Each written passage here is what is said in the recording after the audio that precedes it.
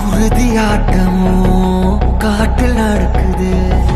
படைகள் 100 வந்தும் போதவில்லையே.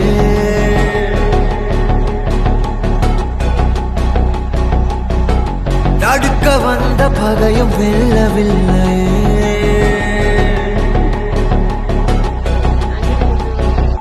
போர் கண்ட சிங்கம் யார் கண்டு அஞ்சும்